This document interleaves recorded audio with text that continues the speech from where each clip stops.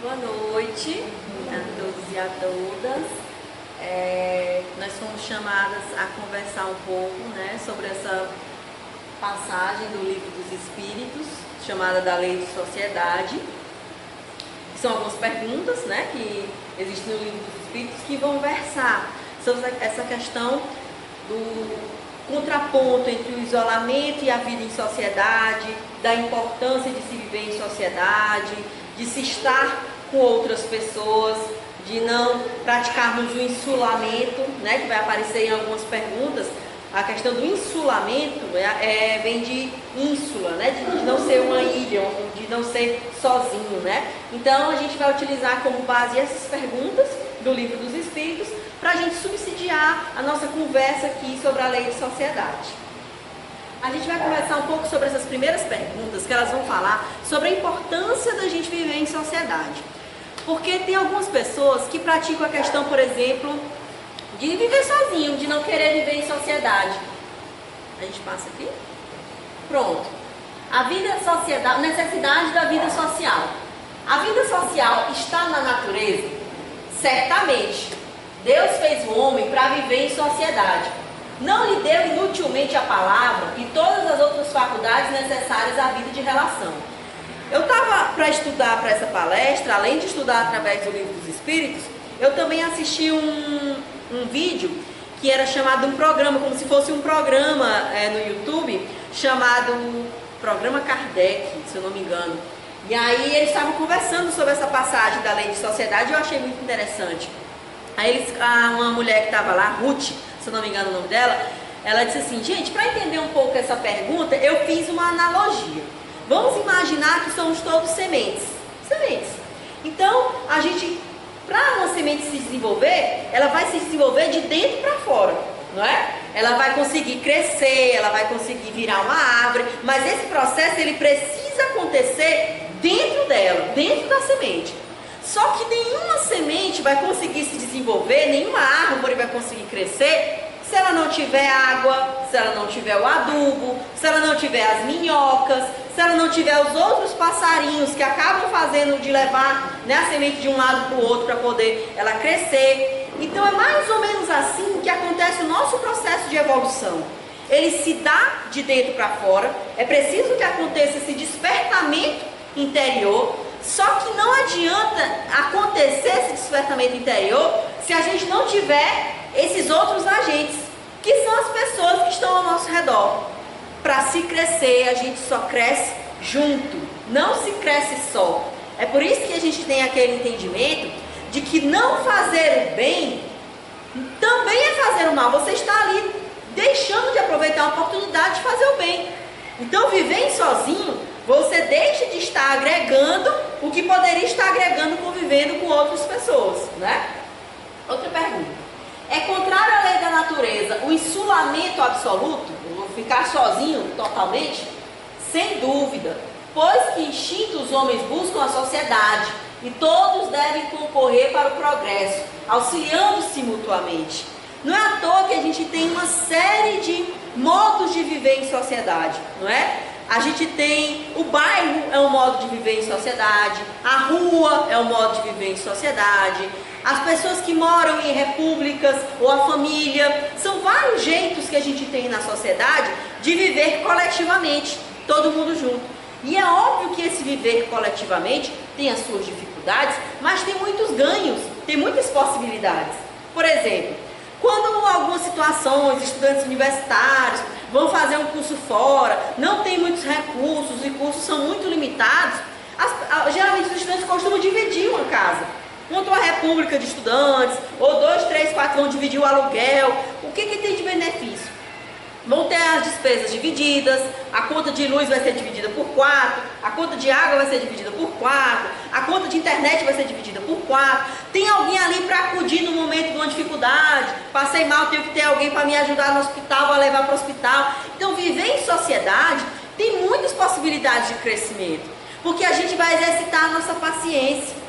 Se eu viver sozinho comigo mesmo, numa ilha, num lugar que eu tenho tudo e tudo mais, tá ali as frutas já tá no ponto, tá ali a comida eu já tenho, a água passa na minha porta, não preciso de nada, como é que eu vou exercitar a paciência? Como é que eu vou exercitar o altruísmo, o colocar-se no lugar do outro? É para isso que a gente tem marido, para exercitar a paciência. É para isso que a gente tem filho, para exercitar essa divisão que a gente precisa dividir. A gente quer porque quer comer o biscoito em paz, chega 3 meninos pedindo. Naquele momento a gente precisa exercitar a partilha. Eu não vou comer o biscoito só, vou dividir com os meninos que apareceram. Então, viver em sociedade, seja em família, seja com os colegas da gente, é isso. É essa possibilidade que Deus está nos dando, é esse presente que Deus está nos dando, de exercitar, de colocar em prática essas nossas lições. Não é? Que a gente sabe que a gente veio para cá, para a Terra, para cumprir missões, para aprender essas lições, para a gente galgar, né, esses degraus no futuro.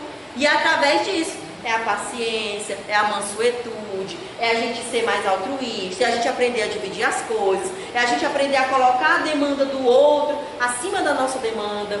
E isso só vai existir se existir o outro.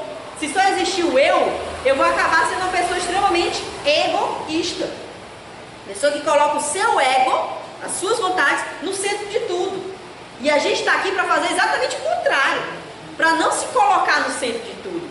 Para colocar as demandas das outras pessoas também como possibilidade de intervenção, não é? Então vamos ver as próximas perguntas. Também, obviamente, do Livro dos Espíritos. Procurando a sociedade, não fará o homem mais do que obedecer ao sentimento pessoal? Ou há nesse sentimento algum providencial objetivo de ordem mais geral? O homem tem que progredir. Ponto. Já ia explicando. Nós estamos aqui para progredir. É essa a nossa missão primeira. Insulado, ou seja, sozinho, não lhe é possível. Por não dispor de todas as faculdades. Aquela história de que sozinho eu não consigo nada, é exatamente isso. Falta-lhe o contato com outros homens. No insulamento, no isolamento, ele se embrutece e enxiola. Homem nenhum possui faculdades completas. Mediante a união social, é que elas umas às outras se completam, para lhes assegurar o bem-estar e o progresso.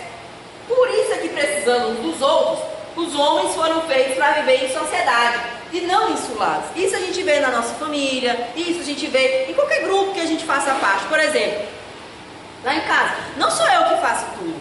Tem uma pessoa que engoma minhas roupas, tem uma pessoa que faz a comida, tem uma pessoa que vai fazer as tarefas. Todo mundo tem a sua tarefa dentro de casa. Ou deve ter, né? Porque eu suponho que não vai ficar só uma pessoa obrigada a fazer tudo que não seja a mãe de vocês, ou a mulher, ou a esposa. É para ser tudo dividido dentro de casa. E a gente precisa uns dos outros. Por exemplo, quando eu estou no meu trabalho, eu preciso que o meu marido esteja em casa cuidando dos filhos, porque alguém precisa cuidar dos filhos. Enquanto o meu marido está no trabalho dele, eu fico em casa cuidando dos filhos, fazendo almoço e assim se vai. Qualquer tipo de coletivo em família, a gente precisa uns dos outros. Para eu estar bem aqui, elaborar essa palestra e tudo estudar, eu precisei de inúmeras pessoas me ajudando para eu poder estar aqui. Desde a pessoa que coletou o algodão, que fez esse tecido, da costureira que fez esse vestido, da outra que pregou o botão, da pessoa que fez o creme no meu cabelo, que plantou a babosa, que na verdade fez o creme, o outro que fez o pote de plástico e botou o creme. E sim, isso eu vou ficar tendo todinho. Então, quanto de pessoas a gente precisa para coisas simples, né? Para as coisas que a gente veste, as coisas que a gente come, as coisas que a gente faz, a gente precisa uns dos outros. Quão arrogante é a pessoa diz, eu não preciso de ninguém. Como a gente já vê, infelizmente, várias pessoas dizendo isso. Eu não dependo de ninguém. Ninguém manda na minha vida, eu não preciso de ninguém, e não sei o quê. Quanta bobeira uma pessoa está dizendo uma coisa dessa. Todo mundo precisa de alguém. Todo mundo precisa de alguém. A não ser que essa pessoa plante o próprio algodão, faça a própria roupa e tudo mais, ela vai precisar de alguém que faça a roupa dela, alguém que faça a comida, alguém que ajude, diretamente ou indiretamente, não é? Então não dá para progredir se estivermos sozinhos. Sempre a gente vai precisar de alguém. Porque vamos supor que Deus te deu uma missão. Olha, eu quero que na Terra, dentre outras inúmeras missões que você vai ter, você precisa ser uma pessoa mais paciente. Você é uma pessoa impaciente, você não tem tolerância com o próximo, você não tem tolerância com o indiferente, você vai precisar aprender. Aí Deus vai te colocar lá em Fernando de Noronha, numa península de lá, morando sozinho, olhando para os golfinhos? Como é que você vai aprender sobre paciência, sobre tolerar o outro, tolerar o diferente? Deus vai te botar em Parnaíba, no meio do Siribobo, da Caramuru, de várias feiras, e várias pessoas falando, e várias zoadas, de carro de som, e menino, e bicicleta, e caminhão, para você ser paciente. Vai passar. Isso aqui é só porque é domingo de feira. Segunda-feira à tarde vai estar tranquilo. Então é isso, a gente precisa exercitar a paciência e a gente está exatamente no local que a gente deveria estar. Se às vezes a gente está numa família que é muita zoada, que é muito menino, que é muita briga e tudo mais, é porque ali é o local exato que eu preciso estar para aprender as coisas que eu preciso aprender, não é? Com aquelas pessoas.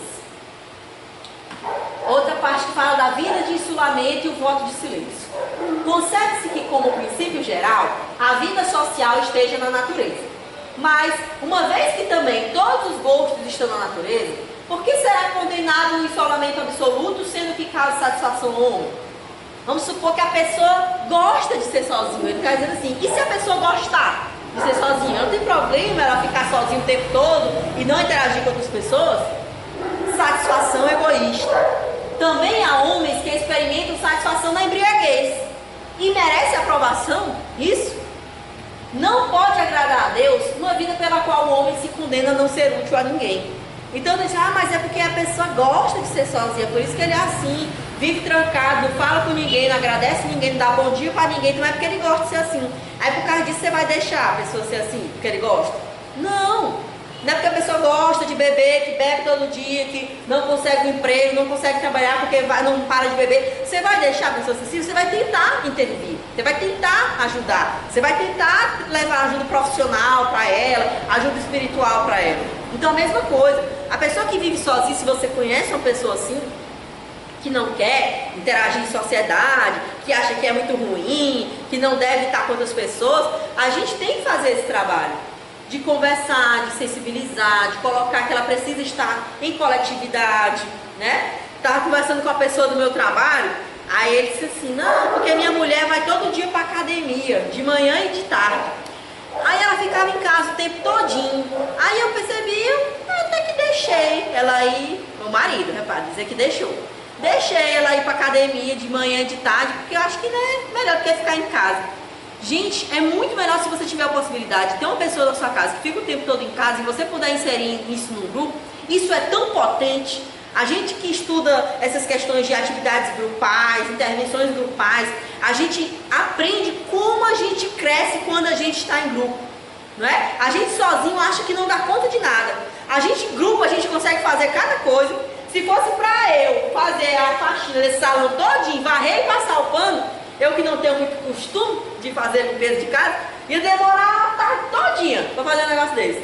Mas se fosse eu mais umas 5 pessoas, talvez em meia hora a gente limpasse isso aqui tudinho. Então junto a gente é mais potente, junto a gente encontra força onde nem tem.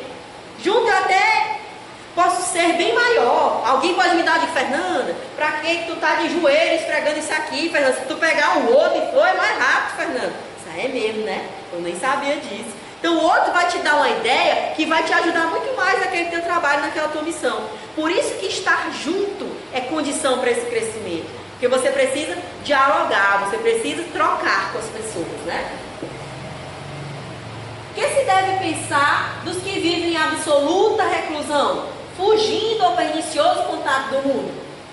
Duplo egoísmo. Não é, a pessoa não é para fugir das pessoas. E a gente está aqui para aprender, né? Ontem eu estava com os colegas que estudaram comigo na universidade e uma delas me lembrou do que eu disse na primeira aula que a gente teve de filosofia lá na UFP, cada um se apresentando e eu ainda meio rebelde, com meus 17 anos. Aí a professora perguntou para as pessoas se apresentarem e tal, e ela lembrou da besteira que eu disse, que foi o seguinte: meu nome é Fernanda, não sei o que, tenho 17 anos, eu não gosto de pessoas, detesto pessoas. Adoro ficar sozinha, não quero nem que ninguém converse comigo, ninguém nem olhe pra mim, não gosto de ter gente. Aí ela lembra assim, como o mundo dá voltas e como tu mudou, porque hoje eu sou a pessoa primeira. Tem um grupo, não sei de que vou. Tem um grupo que vai ser vou também. É um grupo, eu adoro grupo. Lá no meu trabalho a gente vai começar agora um grupo, que vai ser o primeiro grupo aqui em Parnaíba, de lidar com homens autores de violência. E aí todo mundo brigando porque não quer participar, né? As colegas, não vou não, e eu tava de férias. Aí nós, rapaz, a Fernanda vai botar, bota a Fernanda bem, que a Fernanda vai gostar. Aí na hora que ela fala, Fernanda, todo mundo fugiu, botaram teu nome, ela já fala toda sem jeito assim, achando que eu não ia gostar. Coisa boa, que vai ser eu que vou coordenar o grupo, rapaz, pô, bom demais, porque eu adoro atividade em grupo. Porque eu acho assim tão potente ver como as pessoas às vezes sozinhas, elas conseguem X coisa, mas elas juntas, elas conseguem 2, 3, 4 vezes X quando a gente está junto. Sabe? Seja em atividade de trabalho, em educativa, atividade comunitária, estar junto é muito potente, não é? Então essa questão da pessoa que quer ficar sozinho, e eu era uma pessoa assim, eu era uma adolescente meio rebelde, quanta coisa eu perdi, quanta coisa eu poderia ter aproveitado e eu não aproveitei porque eu não queria interagir com as pessoas, eu queria só ficar trancado dentro de um quarto, no computador. Né? Hoje em dia eu tenho raiva de quem fica no computador o tempo todo. Eu fico brigando com meu irmão mais novo para ele não ficar no computador, para ele ir para as coisas. Eu vejo as palestras do grupo, eu marco ele tudinho para poder ele ir para as coisas, encho o saco para ele ir para as coisas, para ele participar, porque eu sei como é bom e como o isolamento é perigoso, ainda mais nós espíritas, que a gente sabe que a gente está suscetível a outros tipos de intervenções, né, espirituais. Então a gente estando sozinho, uma vibração que não é boa, com pensamentos negativos, a gente pode ser porta, a gente pode ser barco para outros espíritos que não estão num estado vibracional tão bom assim. Então a gente estar junto, principalmente estar junto de pessoas positivas, de pessoas com energia boa, de pessoas que nos agregam, de pessoas que constroem, a gente cresce junto com elas, não é? Mas não será meritório esse retraimento se tiver por fim uma expiação, impondo-se àquele que busca uma privação penosa? Fazer maior soma de bem do que de mal constitui a melhor expiação. Evitando o mal, aquele que por tal motivo se insula cai no outro, pois esquece a lei de amor e de caridade. Antigamente, vocês têm que, tudo que a gente vai fazer de estudo, a gente tem que fazer um contexto histórico. A gente sabe que o Livro dos Espíritos foi escrito lá em 1800 e tal. Então, naquele tempo era bastante comum os votos de silêncio. Pessoas que, porque tinham uma religiosidade aflorada, um devotamento, seja algum santo, algum devotamento espiritual, declaravam-se que iam fazer o voto de silêncio. E aí essa pessoa, o espírito colocou aqui, que não é bom, que não é frutífero esse voto de silêncio. Porque em vez da pessoa estar enclausurada, estar calada, sem falar nada, ela poderia estar junto de outras pessoas, debatendo, falando, construindo, ajudando. Quanto de poder e luz pode ter em palavras positivas? Quantos de nós já não estivemos com irmãos, irmãs, amigos, amigas, pessoas da nossa família, e a gente percebeu que aquela nossa palavra deu ânimo para aquela pessoa? Ou nós mesmas fomos alvo dessa palavra que nos impulsionou? Quantos de nós estávamos para baixo, depressivos, sem energia para nada, e veio alguém e falou as palavras certas que a gente precisava ouvir? Veio alguém e disse as coisas que a gente precisava saber, que a gente precisava ouvir. Às vezes nem foi aquela pessoa que disse, às vezes ela estava instruída por espíritos de luz que queriam nos instruir, queriam nos levantar. Então a gente precisa dar valor à palavra. A palavra, ela é muito potente. Tanto que a gente não pode desperdiçar a palavra. Ficar falando futriquinha, fofoquinha, coisa que não vai acrescentar em nada. Isso é um desperdício do dom da palavra que Deus nos deu. A gente tem esse dom, esse presente de Deus da palavra, a gente precisa saber aproveitar. E o principal poder que essa palavra deve ter na nossa vida é o poder de levantar outras pessoas. A nossa palavra tem poder de levantar outras pessoas. Então basta a gente identificar no nosso cotidiano, é o pai, é o amigo, é o irmão, é um filho que está precisando ser levantado, e a gente faz uma oração, a gente faz uma prece, pede para a gente saber falar as palavras que devem ser faladas, e a gente ir à luta e exercitar. Às vezes a gente sabe que bem que no quarto ao lado tem um irmão seu que está chorando, que está passando por algum problema, e você acha que ficar trancado no quarto ao lado vai resolver. Não vai resolver nada. Não, porque eu não sei o que falar. Pois fique calado, peça instrução a Deus, peça para conseguir dizer as palavras que devem ser ditas, e vá, se coloque, dê a cara a tapa. É muito melhor a tentativa de fazer ajudar do que não ter tentado fazer nada. do que ter tentado ficar na sua, calado, que essa passagem está dizendo aqui, né? Outro. Que pensados que fogem do mundo para se voltarem ao ministro de socorrer os desgraçados. Eles se elevam, rebaixando-se. Tem um duplo mérito, de se colocarem acima dos gozos materiais e de fazerem o bem, obedecendo à lei do trabalho. Para nós espíritos, a gente acha que o trabalho, ele é fundamental. Ele é nevrálgico, ele é o ponto central das nossas possibilidades de intervenção aqui na Terra. Não tem como evoluir sem o trabalho. Então, se você achar que ficar balançando na rede o dia todinho, não, mas também não minto, eu não estou falando mal de ninguém, eu estou só aqui na minha balançando na rede o dia todinho, não faço mal a ninguém, tá achando que está fazendo bem, você não está.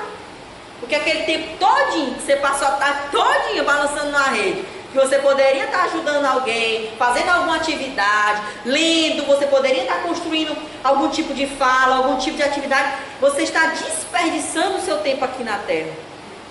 E isso a gente vê muito nas obras espíritas que a gente lê, né? Quando a gente lê Nosso Lar, e o André Luiz coloca essa passagem de que ele está lá no Nosso Lar, ele diz lá que quanto tempo da vida dele ele desperdiçou, que ele poderia ter feito mais, trabalhado mais, ajudado mais, ouvido mais as pessoas ao seu redor.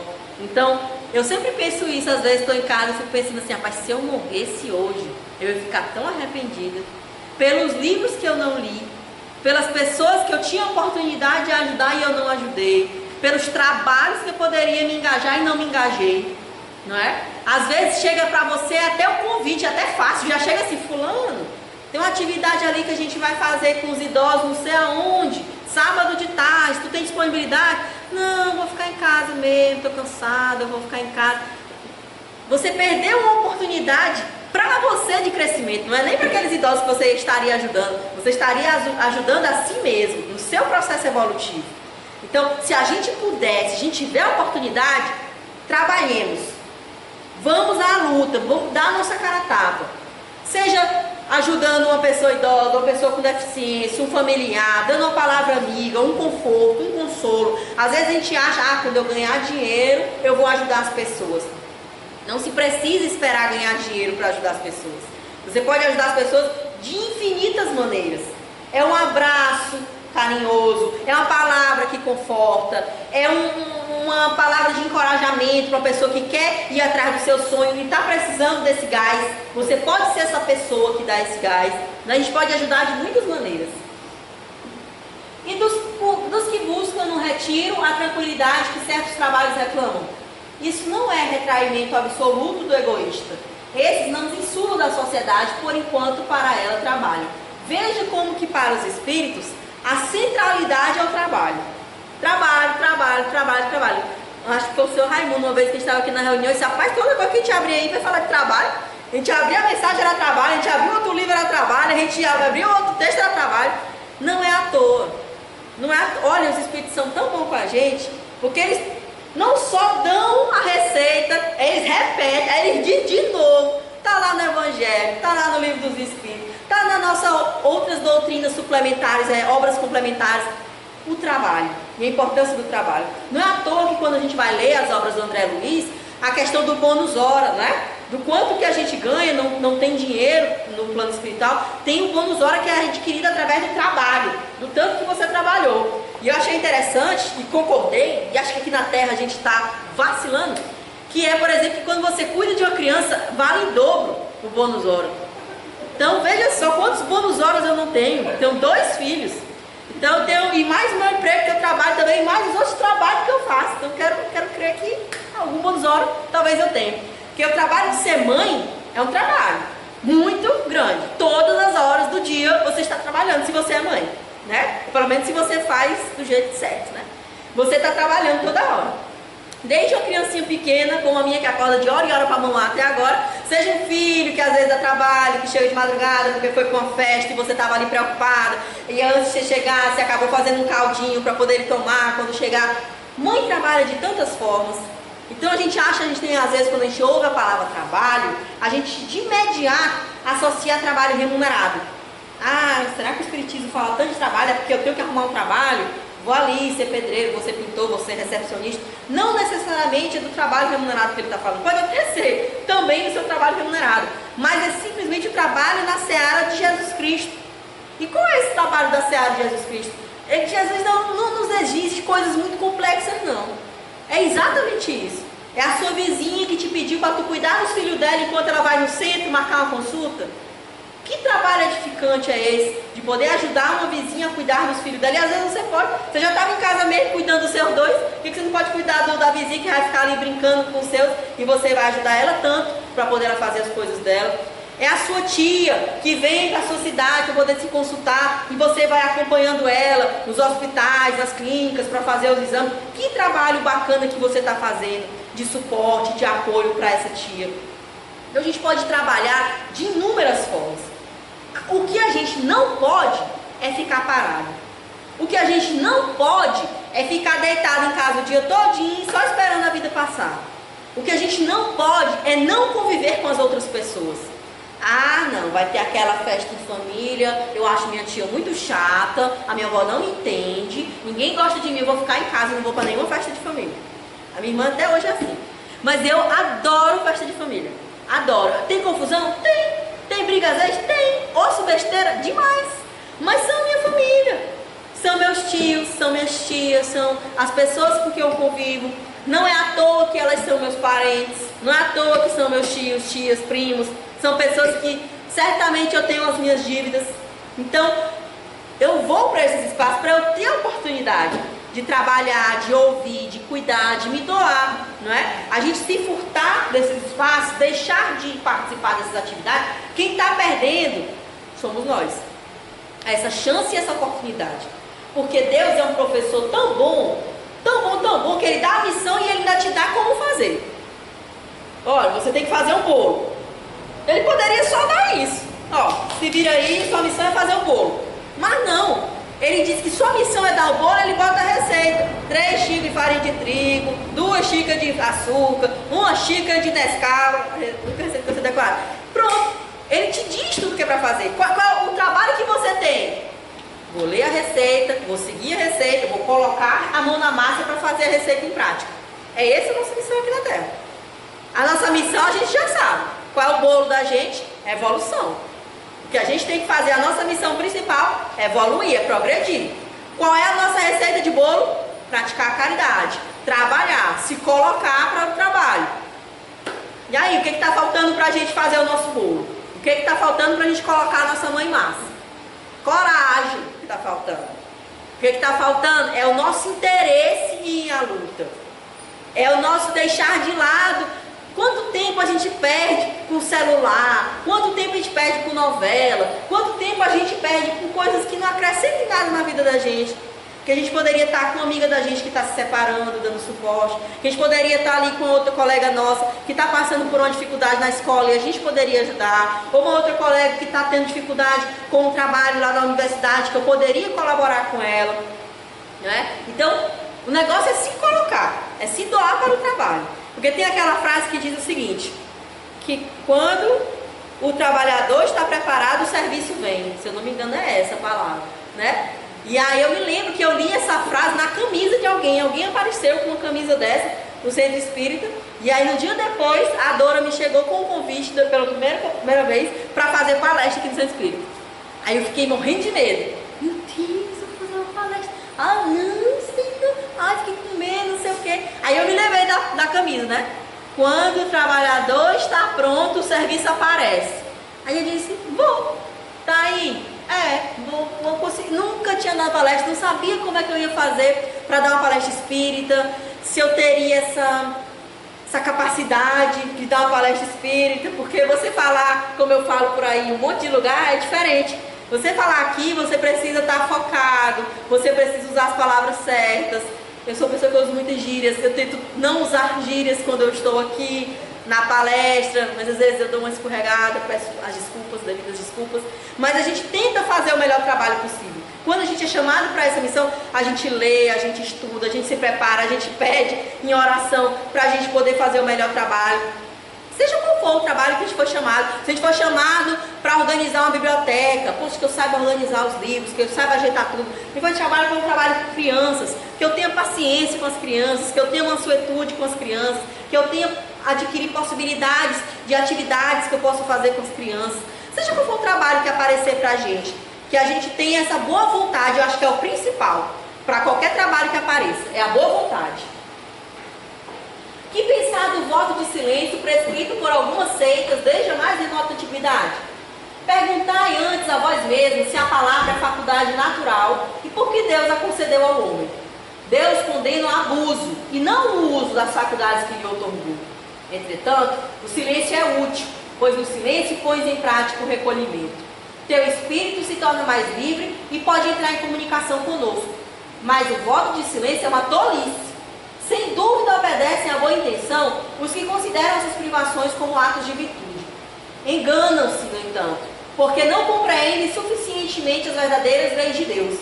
O voto de silêncio absoluto, do mesmo modo que o voto de insulamento, priva o homem das relações sociais que ele pode facultar ocasiões de fazer o bem e de cumprir a lei do progresso. Então, o que ele está falando dessas pessoas, né? Hoje, eu nem sei dizer se ainda tem, não ouvi falar, mas antigamente tinha as pessoas que praticavam o voto de silêncio. E ele está dizendo que é uma tolice, a palavra que é dita no Livro dos Espíritos. É não aproveitar a possibilidade que a palavra nos dá. É não aproveitar a oportunidade de crescimento que a gente poderia ter, nosso e dos outros ao nosso redor, através da palavra. Então é uma tolice não aproveitar o dom da palavra, não é? Sobre os laços de família. Por que é que, entre os animais, os pais e os filhos deixam de reconhecer-se desde que estes não mais precisem de cuidados? Os animais vivem a vida material e não a vida moral. A ternura da mãe pelos filhos tem por princípio o instinto de conservação dos seres que ela deu à luz. Logo que esses seres podem cuidar de si mesmos, está ela com a sua tarefa concluída. Nada mais lhe exige a natureza. Por isso é que os abandona, a fim de se ocupar com os recém-vindos. Então tem muita gente que diz, a gata abandonou os gatinhos, a cachorra abandonou os cachorrinhos, a égua abandonou os cavalinhos. Mas é porque na natureza, o instinto materno é para que cuide daquele bebê, daquele filhotinho, até que ele consiga cuidar de si mesmo sozinho, que ele consiga andar, que ele consiga comer, que ele consiga beber sozinho. Quando ele consegue fazer isso, pronto. Ela vai se distanciar, porque provavelmente ela já vai estar prenha para receber os novos filhotinhos. Então, tudo vem no tempo certo. Tudo vem no tempo certo. Na natureza, os animais são assim. Mas nós não somos assim. Certamente aqui tem pessoas que são mães e são pais de pessoas adultas. Meus filhos ainda são crianças, então eu ainda cuido de muito perto. Mas eu tenho certeza que mesmo quando são adultos, a gente ainda continua cuidando. Eu não tenho dúvidas que os meus filhos vão ter 20 anos e eu ainda vou estar preocupada se eles estão vestidos, se eles estão dormindo direito, se eles estão comendo direito. Eu não tenho dúvidas que eu vou ser esse tipo de mãe chata, que vai querer saber, tu mesmo comeu antes de jantar? Tu escovou o dente? Tu banhou quantas vezes hoje no dia? Vou fazer isso com meus filhos de 27 anos que foram me visitar lá em casa. Então, porque o ser mãe pra gente tem um significado não só de conservação, não só de cuidar para que ele viva. Eu não quero só que meu filho sobreviva. Eu quero que meu filho sobreviva com qualidade, que ele cresça em abundância, que ele cresça em sentido moral. Eu quero que meu filho seja um bom homem. Eu quero que ele seja solidário. Eu quero que ele seja altruísta. Eu quero que ele seja amoroso. Eu quero que ele seja solidário. Uma vez eu sempre converso isso com as professoras, e aí às vezes elas ficam um pouco chocadas comigo, porque eu digo que o meu interesse não é que meu filho aprenda matemática, português, história, ciência. Esse não é o meu interesse principal. O meu interesse principal, o que eu quero da escola, por exemplo, das professoras, de qualquer que seja os profissionais, é que eles me ajudem a tornar o meu filho um ser humano melhor. Que eles me ajudem na missão de ajudar meu filho a ser uma criança solidária. Se ele estiver tirando 6, 5, nota baixa em matemática, mas ele for o aluno mais solidário da sala, mais altruísta, que mais ajuda os colegas, eu vou estar feliz e satisfeito. Não é a nota que ele tira em matemática, em português, que vai definir ele como ser humano. É se ele ajuda o próximo, é se ele é solidário, é se ele respeita o tempo dos colegas, é se ele é gentil com as outras pessoas. Isso é o meu foco como mãe. Essa é a minha meta como mãe. E é por isso que o nosso processo de laços de família é diferente dos animais. Certamente a gatinha não vai querer que o gatinho seja o mais solidário do bando. Ela não está pensando se o gatinho vai dividir a comida com os outros gatinhos. Ela só quer que ele aprenda a comer, beber e se virar sozinho. Mas nós, pais e mães de pessoas, de seres humanos, a gente quer muito mais que os nossos filhos. A gente quer que eles cresçam em inteligência, a gente quer que eles cresçam em sentido moral, a gente quer que eles cresçam como seres humanos, primeiramente, não é? Há pessoas que, do fato de os animais, ao cabo de certo tempo, abandonarem suas crias, deduzem não serem os laços de família entre os homens mais do que resultado dos costumes sociais e não efeito de uma lei da natureza. O que devemos pensar sobre esse respeito? Diverso dos animais é o destino do homem. Por que então quer identificá-lo com estes? Há no homem alguma coisa mais além das necessidades físicas. Há a necessidade de progredir. Os laços sociais são necessários ao progresso. E os de família são mais apertados, que mais apertados tornam os primeiros. Eis porque os segundos constituem uma lei da natureza. Quis Deus que, por essa forma, os homens aprendessem a amar-se como irmãos. Não é à toa que a gente vive em família. Não é à toa que a gente tem um pai, uma mãe, um irmão, pessoas ao nosso redor. É porque a gente aprenda a viver em sociedade todo o tempo. Se a gente não tivesse família de jeito nenhum, a gente poderia mais facilmente ser um ser gregário, um ser que não se mete com ninguém, que fique sozinho. Mas às vezes você não tem nem essa opção. Você pode querer ficar sozinho, mas você mora numa casa mais 10 pessoas. É seu pai, sua mãe, é o vizinho, é a nora, é o cunhado, é não sei quem. Você está sendo obrigado a estar naquela situação de viver em família. E que bom que a gente tem a oportunidade de viver em família.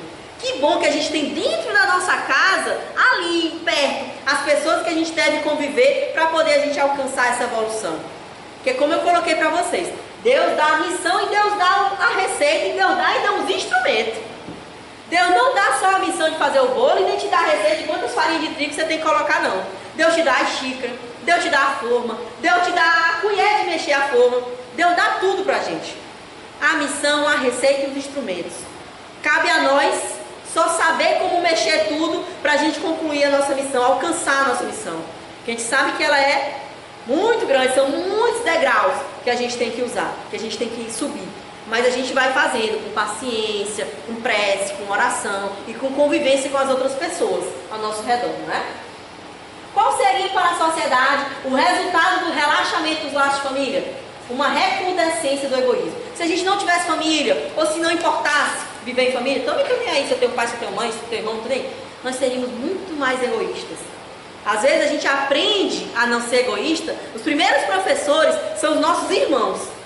É porque a gente tem que dividir o biscoito com o irmão da gente. A gente tem que dividir a televisão com o irmão da gente. Durante muito tempo lá em casa, nem tinha televisão. E depois, quando teve, era só uma. E eu tenho mais outros 2 irmãos. Já briga pra gente consensuar qual era o programa que a gente ia assistir. Então ali, ainda na infância e na adolescência, eu fui colocada na missão de aprender a dividir. E os meus professores eram meus irmãos. E que bom que a gente tem essa oportunidade dentro da casa da gente. Se a gente não tivesse família, certamente a gente seria muito mais egoísta, muito mais solitários, pessoas muito mais ruins. Nós somos pessoas mais solidárias, mais altruístas e sabemos nos colocar um pouco mais no lugar dos outros porque temos famílias, porque convivemos em família, não é? Então era mais ou menos isso que eu queria colocar. Muito obrigada.